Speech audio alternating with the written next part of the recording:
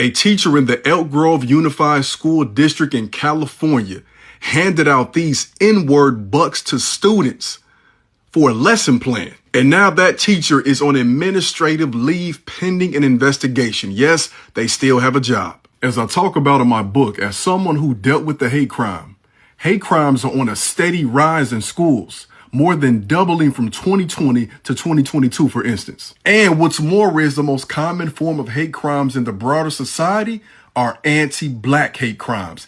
And within the school walls, the most common form of hate crimes are anti-black. Now, how about that correlation between the fact that anti-black hate crimes are on the rise, specifically in school buildings, and the fact that black history is censored and banned at unprecedented levels at this point in time in history? It's worth noting that the school district was also in the headlines in 2018 because of a racist video created by their students went viral, and again in 2020 for something similar. And even though my book is told through the lens of a hate crime I experienced in 2016, I also talk about a hate crime I experienced at school virtually with my students and colleagues in 2020. And keep in mind, y'all, these things happen way more than you think and way more than you know. Not every case of hate is documented properly. Additionally, this does not account for the times our kids have been victims and targets of hate crimes that went unreported to administration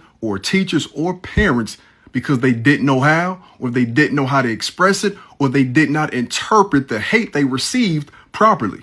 Furthermore, we also have to keep in mind that the self-unaliving rate among black adolescents is increasing faster than any other racial or ethnic group. And from 2007 to 2020, that rate rose 144% among 10 to 17-year-olds who are black. So it's not just a case of, oh, how could somebody do that? Or that teacher should be fired. We also have to ask, like the Messiah say, how are the children?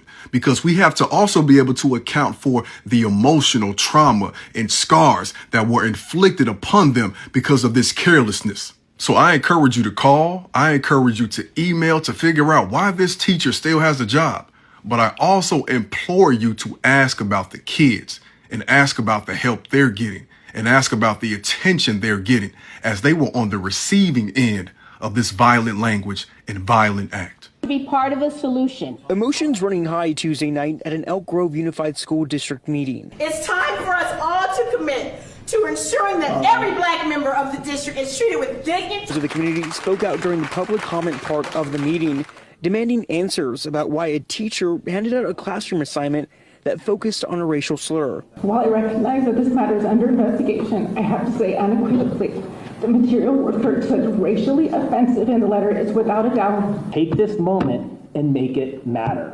KCRA 3 obtained a photo of the assignment. It contains a racial slur and an explanation of the history of the word. It also included an image of a racist cartoon dollar bill using the same word. Kathy Wilson, a district employee, in tears after speaking out in front of the school board. Members of the community hugging her in support. I shared how I felt, and I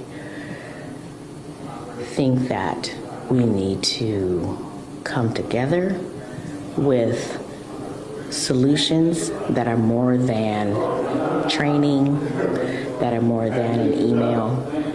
There needs to be accountability that is ongoing. The district is currently investigating the teacher who handed out the assignment. Wilson is asking the school district to repair the damage this has caused for students, staff, and families. We need to continue speaking up, no matter who it is or how it is, because our kids deserve to be who they are.